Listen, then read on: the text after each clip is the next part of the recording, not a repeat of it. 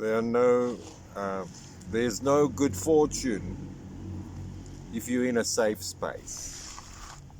That's what I just heard now. And it's quite true. You have to put yourself out there.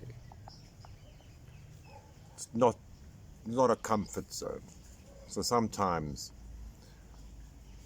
especially me, like a Gemini, it's that, you know, I say the wrong things. And the only thing I want to do is make you happy. Because if you laugh, then I'm happy.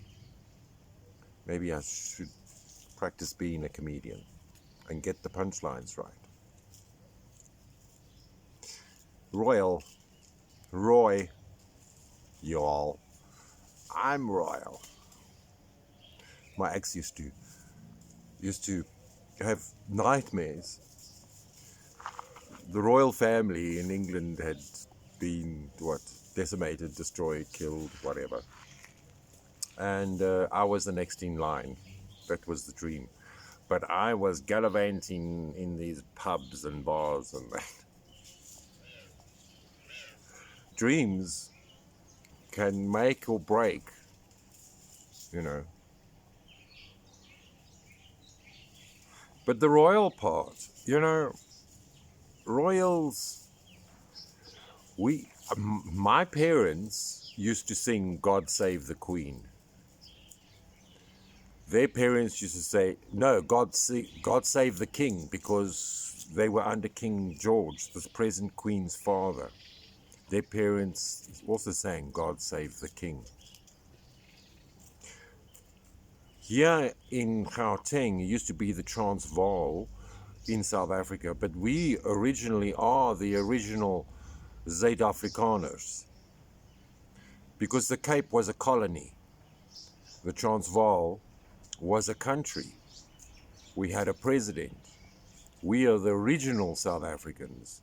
The people from Natal are not the real South Africans. They're more British, and the people from the Cape, they're more British.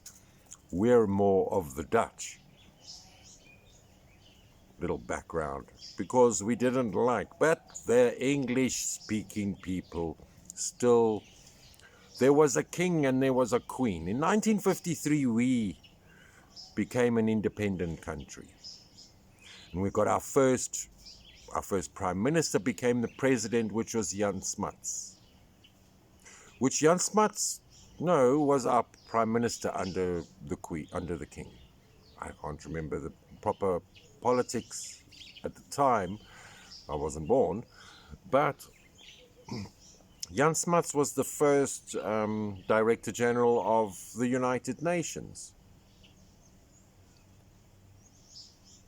The Queen is thick in the running of the world. Don't think they don't have any power. Constitutional monarchy.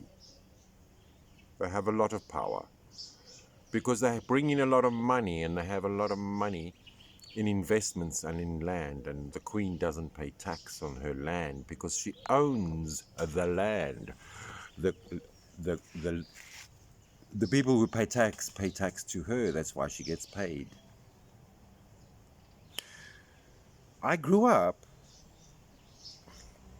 very radical, almost in Afrikaans they call verkrampte, controlled Christian. But it was like a Hillsong church.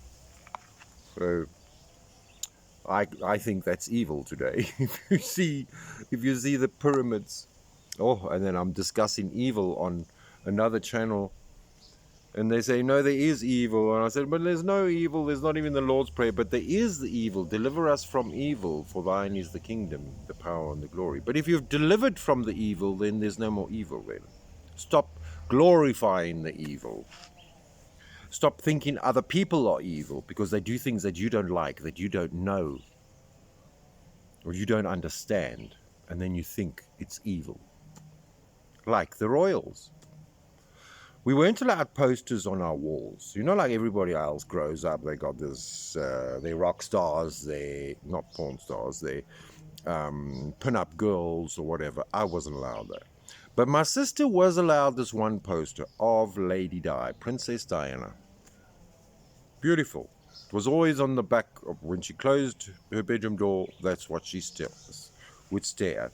We watched her wedding live. We watched the Duchess of York, Princess Fergie's wedding live. We were the Union of South Africa underneath King George. So the royals, we're all avid royal watchers. Well, we used to be, and there's always one person in the family, and my grandmother was a big royal watcher, and so am I. I watch the Royal Reporter on YouTube. But then one day I picked up a book, The Biggest Secret by David Icke. And that book, published in 1999, I read it only in 2009. And I was shocked at the Diana stories, and which I'll go into another video with the conspiracies that they think are conspiracies, or they said to be conspiracies, where David Icke heard the words where Diana speaks. Well, it's reported by one of Diana's spiritual guides and healers and life coaches that when William was conceived, it was in Clarence House. Clarence House is now where Prince Charles stays. It's the first building to the left. If you're standing at Buckingham Palace, it's the first building to the left of Buckingham Palace on the Mall. That's Clarence House. When the Queen's mother was still alive, that used to be the Queen Mother's house. And that's the house that they use always for the weddings that are going to be happening in Westminster Abbey, or in St. Paul's Cathedral, is the chariots and whatever are taken from Clarence House. So they were in the study or in the library or conservatory of Clarence House, and who was present there? Now you must remember this is the 80s, so everybody was much younger and more fertile and virile, especially even the Queen. I mean, she wasn't 60 yet, I don't think, although she's 80. Yeah, she was in her late 40s, 50s. She was young. She's about my age now. There's Diana. And Camilla was there. Charles. The Queen Mother. The Queen. And Philip, the Queen's husband. They were all in the library. And Diana drank a potion, an elixir, or a tea, or a potion, something that drugged her. And that's when she envisaged or saw these creatures that were behind her, or behind each royal that were there. Or the Queen actually moved, she shapeshifted. They shapeshifted. And the Queen turned into this lizard. And she's a very light-colored lizard. White-colored lizard.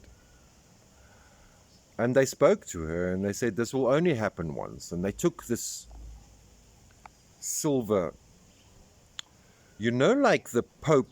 Have you ever seen the Pope's crown? The Pope has a crown, because he's really the king of the world. They're all fighting over who's the king of the world. Especially the Queen and the Pope. They've been fighting for hundreds of years, since, Henry VIII. It looked like this the way David Icke describes this conical thing with spikes, and inside there was the seed of Horus. Now, I don't know if you were listening to my the books I read, the Hiram Key, where the making of the king, it explains there that when the king, Osiris, dies, the spirit of the king chooses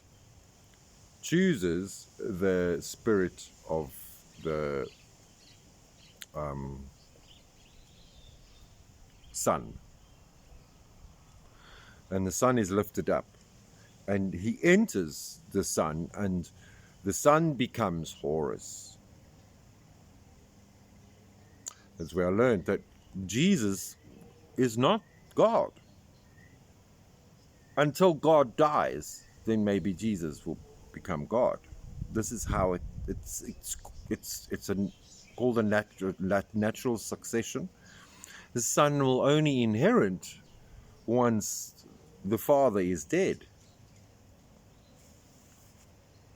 Anyway, they put this thing, dildo-looking thing, silver, and they inserted it into Diana's vajayjay. And the rest is history, as they say. I mean, she conceived. That was her conception night. That's a story, hearsay story, spoken of in a very thick book, The Biggest Secret. He wrote that book before the Twin Towers. This year, the Twin Towers coming down is the 20th anniversary.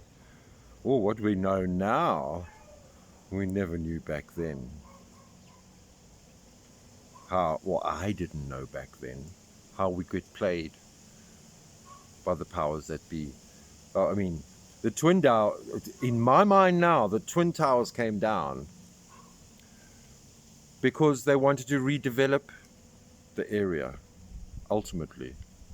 And how on earth can get away with imploding the two tallest buildings known in the world? How can you get away with it? And everybody gets paid out, insurances. I mean, if the guy took over the lease the night before of the Twin Towers, and you get paid out the insurance. There were too many scams involved with that, and too many buildings just imploded on itself. From an aeroplane, was it an aeroplane? We know now with CGI. We didn't know CGI back then, did we? It's like, did we know about drones and shit like that? But they were around. The military already had phones like this back in 2001, sorry. So I grew up with the Royals. I follow the Royals. Anything that's on the Royals, it comes to me easier. So if you're in America, it's like you threw the Royals away a long time ago. You think they're inbred and that. But when I read this book, it was terrible to me. It was a red pill moment. But then it started this crusade of mine to find out more conspiracy theories, and then we don't get, they call them, the trails in the sky that the planes make. We don't get them in Africa. I've seen it once. You just don't get it. So I don't know if the air up there is much thinner in the United States and in New York. But we don't get chemtrails here. Maybe they don't want to mess with our weather systems. But it's called geoengineering, and there is a paper in I haven't checked it out, but I believe these other learned people in Switzerland, there is something called geoengineering, where back in the 80s, the South Africans used, because we were having a drought, we used technology from the Chinese to blow up, to create clouds. We created clouds and we created storms and thunderstorms. And people say maybe we messed up our climate by doing that. There's another guy, also considered a conspiracy theorist, because he, back in the day, he was a time of Einstein, and Einstein, was in the group, in the the Butti, the brotherly group. So, and he wouldn't let this guy in argon. I don't know if you've heard about the argon pyramids, and he would put you in a box that's coated in metal, but on the inside is wood, and you would just sit there, and you'd be healed. And then this solitary box would just heal you. You go there for a moment, for an hour a day, and you'd be healed. This one woman went in, she kept on bleeding. After a couple of sessions, this tapeworm of like 8 meters long came out of her, and then she could bear a child after that. She wasn't barren anymore. And then he also created clouds with his fantastical machine. He pushed vapors into the air like with like a cannon. Boof, boof. And he actually created a weather system for the farms around him. But I'm still red-pilled because, come on, please. Whenever I speak, if I speak, the dogs have to speak because they think they have to do something. I had a little black dog. Actually, you know that when I had a channel like this before, that horrible person that we'll never mention the name of, I made her laugh the once because there was a joke that I was telling, and halfway through the joke I jumped out and she just went mad, this little black dog. It was at the punchline. And well, that little dog, I couldn't speak even at the dinner table. She would start barking. I don't know, they say it's Geminis. People who are ruled by Mercury always had animals around them, even if they're not their animals. And these are not my animals now, but they think they're mine. They think they own me. Back to the royals.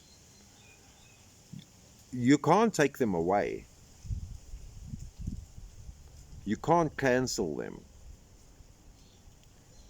They have much more control over everything than you think. And it's not the people, the Queen or Philip. They are just the tokens. It's the firm. In the old days with the Roman emperors, if the Praetorian Guard decided, no, you're a bad emperor, you were out. It was the Praetorian Guard that decided, okay, no, the people like this emperor will protect him. And it's the same with the firm, they call it, which is the royal family. It's a huge institution, bigger than they don't have to report what they own. But when I was a kid, she used to be the richest person in the world. She's sure she's very glad she's not the richest person in the world anymore, considered to be. But that's also according to Forbes information. Who knows? But the royals are important because it comes back down from in biblical proportions. There is a bloodline there. And bloodlines are followed. But at the same time, if you step out of line, what I heard, because, this queen, her father became king because the previous king, the story goes, he wanted to marry this American divorcee, and that was a no-no. That's a bullshit story. the story goes, his offspring were all coming out deformed. They couldn't have the heir to the throne deformed. That was the biggest thing back then. Of course, if you would be gay, that would be fine. Just nobody would know about it. And that's my thinking of the Harry story. I always thought he was gay. All the gays thought he was gay.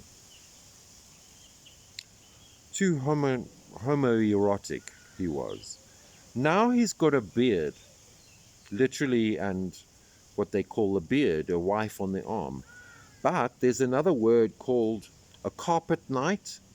A carpet knight is a man who is a soldier, is a warrior, but he rather lays about with a woman or more than one woman. And when he should be out fighting for rights and for the people, he's not. He's at home and enjoying the fruits. And that's what makes me sad. But these people have a plan down the road, like the royals of Holland and the royals of England had a plan down the road. In 1654, when Jan van Riebeck and the dromedaris set anchor in the Cape, they had a plan then already. And they always have a backup, like the Queen now has been working very hard on since 1953, what's that, 65 years ago, on paying back. The plan, I think, what works out with Archewell, is Archewell will be the first Archie, what's his name, Archibald, Archie, that's the son of Harry, will be the first royal. Well, not the first. I mean, even Bush, even Clinton, they all, even Obama, they followed his family tree back to the royals. So it won't be the first. But their plan is that Archie Mountbatten, or whatever surname he chose, will be the future president of the United States of America. And I think that's a good place to end this, don't you? Well, thank you for watching. Please like, please share, and please comment. If you haven't subscribed, please subscribe. Hit the little bell so you can get notifications every day, more or less. There's a new video. I really appreciate you watching to the end. Remember to excel.